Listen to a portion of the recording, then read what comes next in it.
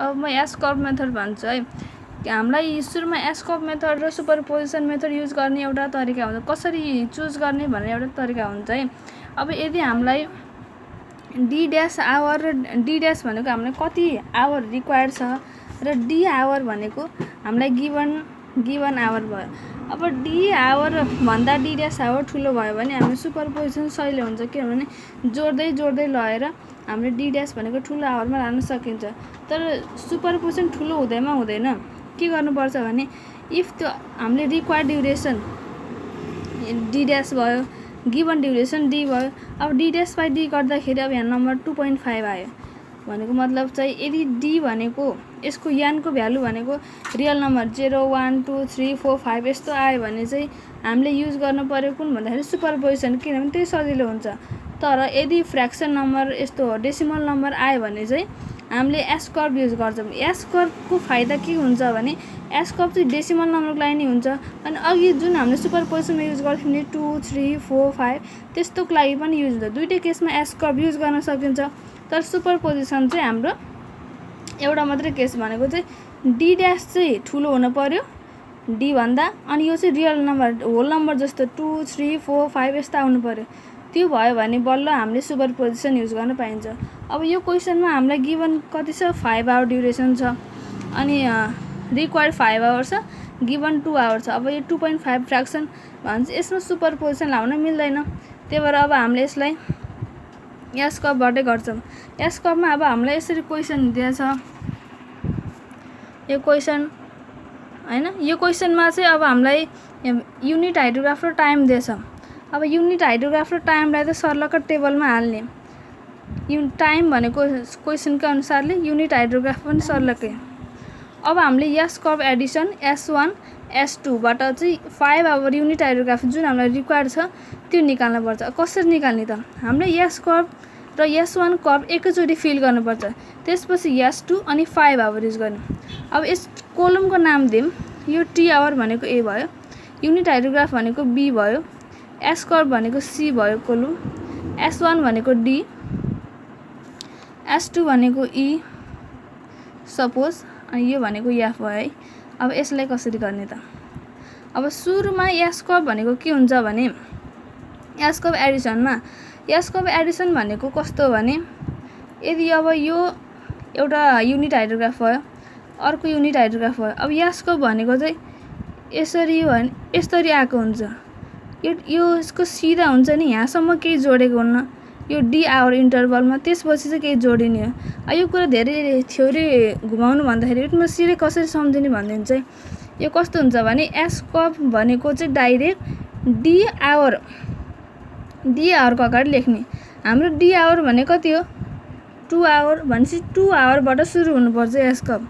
2 our भनेको यो हो कि होइन टाइम, यसको अगाडि सुरु हुनुपर्छ। यस के सुबाट सुरु हुन्छ 0 बाट सुरु हुन्छ, किनभने यो फर्स्ट त 0 छ नि त, त्यही भएर 0 बाट सुरु हुन्छ डी आवर है। एस कर्व भनेको के हुन्छ डी आवरबाट सुरु है। अब त्यसपछि S1 भनेको चाहिँ डी आवरसम्म युनिट हाइड्रोग्राफको सेम सार्ने। युनिट हाइड्रोग्राफ 0 छ, यहाँ 0 50 50 200 भयो। अब यसपछि के गर्ने, अब यसपछि सिफ्ट गर्ने यसलाई, यो यहाँ सिफ्ट भयो नि, यो दुईटा खाली भयो। अब यो 50 यहाँ तल आयो, यो 200 फेरि तल आयो, यो हामीले यो 50 लाई यहाँ सिफ्ट 200 लाई यहाँ सिफ्ट गरेको। अब त्यसपछि यो सबै सिफ्ट गर्ने। यदि अब हाम्रो अलिक धेरै नै आवर्सको डिफ्रेन्ट भएको भयो होइन, अझै तल आउँथ्यो नि, अनि यहाँ अझै धेरै भ्यालु हुन्थ्यो। जति छ भ्यालु सबैलाई सिफ्ट गर्ने। अब केही सिफ्ट गर्ने भ्यालु छ त छैन, अब त्यहाँ भ्यालु लेख्ने। अब यो प्लस यो गर्ने, यो प्लस योलाई जोड्ने। युनिट हाइड्रोग्राफ हो 300 plus 50 equals to 350, 200 plus 200 equals to 400। अब फेरि दुईवटा भ्यालु नयाँ आयो, अब फेरि यो नयाँ भ्यालुलाई सिफ्ट गर्ने 350 अनि फेरि अर्को 400 आयो। अब फेरि यो दुईवटालाई जोड्ने 150 प्लस 350 300 400 500 भयो, फेरि 500 भयो, फेरि दुईवटा 500 आयो। अब फेरि यसलाई सिफ्ट गर्ने 500, यो पनि 500 सिफ्ट गर्यो। अब यो सक्यो। अब यो त यहाँ भन्दा धेरै आइसक्यो त, आएको गर्छ होइन। अब चाहिँ अब यो भनेको यहाँ 0 छ नि त। अब 0 भएपछि 0 + 5 भने कति भयो 500 नै भयो। 0 + 5 भने कति भयो 500। अब यो कति तल जान्छ भनेको चाहिँ अब S2 कर्वले डिटरमाइन गर्छ यो कहाँसम्म जान्छ भनेर। अब S2 कर्व हेरौँ। S2 कर्व भनेको चाहिँ के हो भने कहाँबाट सुरु हुन्छ भने S2 curve will start from D dash hour. D dash आवरबाट सुरु हुन्छ है। D डैश आवरबाट सुरु। D डैश आवर भनेको कति छ 5 आवर।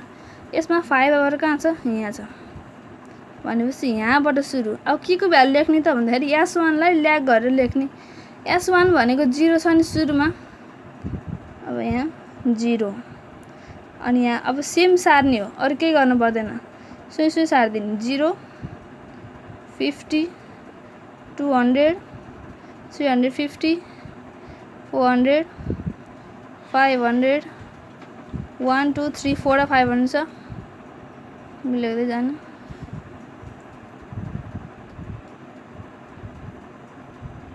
यति भयो नि हुन्छ। यति चाहिँ अब यहाँ आएपछि चाहिँ यो कहाँसम्म पुग्यो हाम्रो हेरौँ 7 थियो हैन 8 9 10 11 12 सम्म भ्यालु पुग्यो है। अब S5 आवर युनिट हाइड्रोग्राफ कसरी निकाल्ने। अब यो भनेको चाहिँ अब हामीलाई रिक्वायर्ड 5 आवर युनिट हाइड्रोग्राफ हो। यो कसरी आउँछ भने D डैश पनि 5 आवर युनिट हाइड्रोग्राफ भन्ने कसरी हुन्छ भने S1 - S2 divided by n। यसको फर्मुला S1 हामीले यहाँ निकालेछौँ S2 पनि हामीले निकालिसक्यौँ। यसलाई चाहिँ सबट्र्याक्ट गर्ने डिवाइड बाइ n गर्ने। n भनेको 2.5 त्यही भएर अब यसमा त S1 को S1 मात्रै छ यो त डाइरेक्ट 0 भयो। अब S1 - S2 भने कति हो 50। 50 बाइ 2.5 कति हो 20। 200 बाइ 2.5 कति हुन्छ 200 बाइ 2.5 ल यही गरेर हेर्यो नि हुन्छ।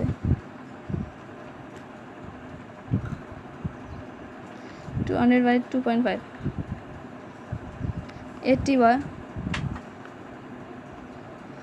अब यसरी गर्दै जाने। S1 भनेको कति छ 350 350 बाइ 2.5 400 बाइ 2.5 500 बाइ 2.5। अब यसमा भ्यालु आयो 500 - 50 बाइ 2.5 500 - 50 कति भयो 450 450 बाइ 2.5 180 भयो। अब यस्तै गरेर 500 - 200 300 बाइ 2.5 500 - 350 यसरी गर्दै जाने सबैमा। अब यो यहाँ खाली छ नि अब यहाँ सबै 500 किनभने यहाँ सबै 0 हुन्छ नि त त्यही भएर सबै 500 यो कहाँसम्म जान्छ भन्ने चाहिँ एस्कोपले डिफाइन गर्छ भन्ने थियो नि त्यही भएर 500 भयो। अब यो चाहिँ यसरी 5 यो सबै गर्दै जाने। अब यहाँ फेरि कति भयो 500 - 400 100 भयो 100 बाइ 2.5 40 भयो 40। अब अरु 0 भयो। अब हामीलाई यो क्वेसनमा चाहिँ के भनेको छ भने युनिट हाइड्रोग्राफ निकालेपछि यसको डाइरेक्ट रन अफ पनि निकाल्ने। डाइरेक्ट रन अफ भनेको के हो डिस्चार्ज। अब हामीलाई यो क्वेसन अब एस कप भनेको यति हो यसरी हामीले निकालिन्छ। यो क्वेसन पुरै सल्भै गरेर हेर्ने भने चाहिँ अब के छ भने यहाँ क्वेसनमा डिस्चार्ज 2 cm/h को रेनफलले 5 आवरसम्म रेनफल हुँदाखेरि यसले कति डिस्चार्ज देखाउँछ कति डिस्चार्ज हुन्छ भने अनि विन हो जहिले पनि फर्मुला के हुन्छ युनिट हाइड्रोग्राफ भनेको DRH/RE हुन्छ। अब हामीले युनिट हाइड्रोग्राफ निकालिसक्यौँ। RE भनेको के हो एक्सेस रेनफल अब हाम्रो यहाँ एक्सेस रेनफल कति हो त 2 cm/h को रेनफल दिएछ for 5 our 2 cm/h for 5 our कति भयो त 5 10 cm भयो। अब हामीले 10 ले मल्टिप्लाई गर्ने। अब यसमा DRH यो क्वेसनमा चाहिँ DRH और Q भनेको के हुन्छ त अब 10 ले मल्टिप्लाई गर्ने UH * RE वेयर RE = 10। यो क्वेसनमा चाहिँ अब यो कति भयो 0 भयो 20 को 200 सबैले 10 ले मल्टिप्लाई गरिदिने 80 को 800 अब यसो जति आउँछ सबै इन्टु 10 सबैमा इन्टु 10 भ्यालु इन्टु 10 गरेर गर्दै जाने अब यसको चाहिँ मेन कन्क्लुजन